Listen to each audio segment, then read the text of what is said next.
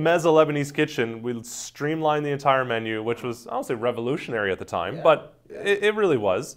4 or 5 items, that is literally the same core items that it is today, and focused on those, did them exceptionally well, and it worked. Yeah, absolutely. Yeah, so it was a big risk, but certainly has paid off. Yeah. So in the spring, we'll be opening up our 20th location. Wow. Pretty exciting, and after that, actually, we're already planning 21 and 22 for the summer and fall. Yeah, they're not concrete, so I don't talk about them yet. Of course, yeah. So we'll be at 20 locations, which is extremely exciting. That'll be throughout the entire Maritimes, now having PEI on board.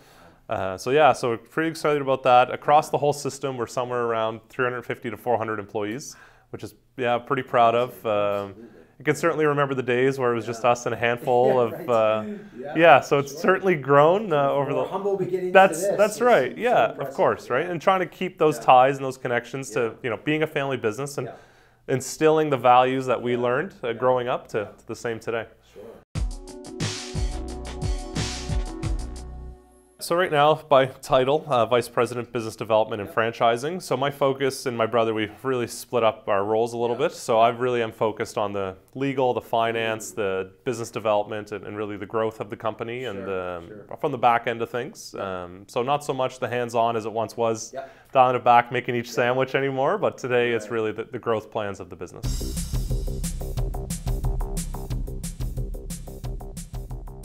High school for me was not all that it was cracked up to be, and I wonder, there was a part of me that wonders why, and so the reason. So I ended up going to St. Patrick's High School, and I don't know what the right word is. I forget the feeder schools. So from the West End, I should have actually went to Queen Elizabeth. That's where all my friends had gone and so on. So actually, I went in a different direction of St. Pat's because literally everyone in my family had gone there. From my parents to cousins and brothers and sisters, and the Lebanese community was also there, who I had a great affiliation with. So I actually ended up going to St. Pat's, which caused for learning all new friends, even though it's across the street, makes for a challenge in grade 10. That's tough. Yeah, so there was a little bit of a challenge those first year, we'll call it, making new friends, new friendships, and so there was a big shift there. So I wasn't as involved as I used to be in, say, elementary or junior high. So it was a little bit different. So wasn't as engaged. However, academically things were still fine. Nothing changed, and arguably not challenged enough. I was a pretty bright student. Not tooting my own horn too much, but did well in school. So St. Pat's wasn't exactly a big challenge. Which as the years went on, grade 10, 11, and 12. I don't even remember being in grade 12 too much. I really, blocks of time. I know I really stocked up on classes and overdid it in grade 11 so that I would have a lot of free time in grade 12. I wasn't exactly involved. So there was, again, the political side kind of came out then. So in grade 10, 11, and 12, model parliament was, certainly a big part of that. And funny enough, I wasn't involved in the student council on the local level, but I'll never forget there was one day our principal called me down to the office, and I'm like, oh, why am I getting called? This is a problem. Like, I don't get called down to the office, right? What's happening here? Long story short, like, hey, we want you to represent our school for, what was it? The President's Council for Nova Scotia, essentially. So I guess they thought quite highly of me. So I went and basically represented as one of the student council leaders for the province. So so I didn't end up getting it. I think I got nominated for something else. I was like, I'm good. Don't worry about it. What I've learned about myself, though, and sadly, I find I don't follow directions. Beginning of class, hey, we're going to do this today. I'm horrible for looking at the guy next to me. What are we doing? Don't know where I zone out. But once I kind of get it clean and clear, we can run with it. But I mean, lecture is not an issue. That stuff's pretty good. Academically, no. No, I don't think there's a whole lot of ammo that I'm using from high school. Socially, yes. Socially, absolutely. I think the second person that's actually said that. Really? And I would say my social skills that I developed in high school were far beyond what I probably would have learned in university even. So I really can attribute my social skills to, in business and entrepreneurship, to coming from St. Pat's, the demographics of St. Pat's. It was a rough school, it was tough, you know, having a different mix, right? It wasn't your typical posh private school. So you kind of learned a little bit of the streets there. You got to have your street smarts, and it just allows you to have a better sense of how to work absolutely. Live with people, right? Yeah, you're not dealing with, you know, academics every day, and no, you gotta in business you're not. You gotta know how to deal with whatever, every single range of person. Yeah, absolutely. And that's something I'll give 100% credit to St. Pat's.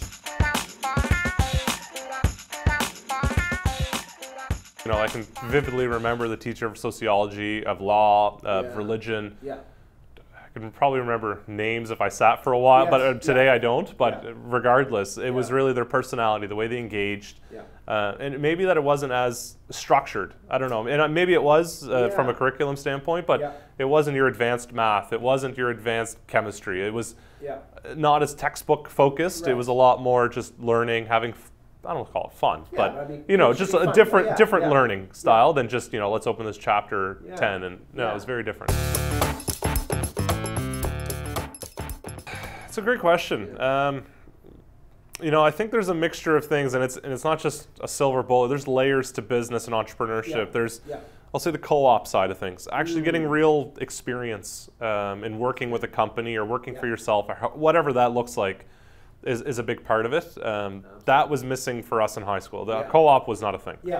The other aspect, and kind of what I touched on earlier, was almost soft skills. Learning how to deal with people. You can be the brightest mind in your class, but if you don't know how to speak and work with a group, then forget business. You need to work with people. Another layer on top of that is understanding finance, economics, and business. Just the core understandings of numbers. So it's great that the things I learned in math class in high school are the most irrelevant things, I think. We joke about it. It comes up, oh, I know how to do this theorem, but I don't know how to do a cost of goods. Absolutely, It's laughable. We chatted with someone that said the other day that schools just try to do too much. Like they try to do too much content. There's no real experience there. Like, tell me about my taxes. Let me understand interest rates and mortgages and a blended rate versus fixed rate. Like, that is what impacts me literally every single day. And that was nowhere even on the radar. I don't care that y equals x plus b. I couldn't even tell you what that means. However, my interest rate, how that affects my bottom line, what an expense versus income statement. I'm not saying everyone needs an MBA.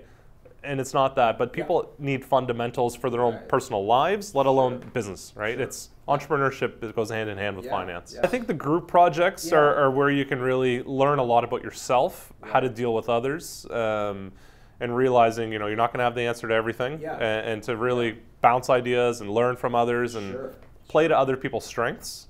So I do think the collaboration is key, and also knowing what your own strengths are, and individual projects as well goes a long way, right? So if this is the future that we want to have from soft skills and creativity and finance and so on, and not necessarily just the co-op piece, but let's bring that into school from day one. Right? Let's let these people, you know, students, think for themselves, create their own, I don't want to say business plans, but you know, that's right. Get out there, talk to people. You know, don't be so scared sitting behind a computer, because that's, in my mind, I don't know what schools are like today, but I could feel like it's very much school behind a computer, especially last couple of years of COVID. Of course. So, you know, walking away from that a little bit, go knock on someone's front door.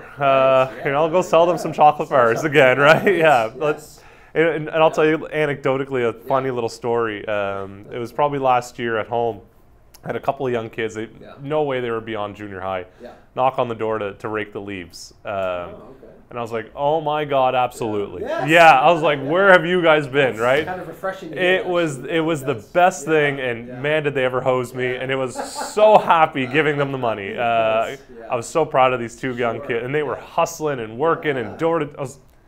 Couldn't be prouder. And you think of the skills, like hard and soft skills, that those kids are developing by doing that. Like, to finish off with these two guys, they actually ended up borrowing from my neighbor in the back, which I found out later, an electric blower, And so they borrowed his for free, went to my house, basically charged me for it so they could do the job fast. I was like, so I found out from the neighbor. He's like, oh, I saw they did your lawn. He goes, that's my blower. I'm like, good for them. Like, they really deserve the money now. For sure. Yeah, it was. They used our bags. Like, it was, from a business standpoint, I hope those guys do well.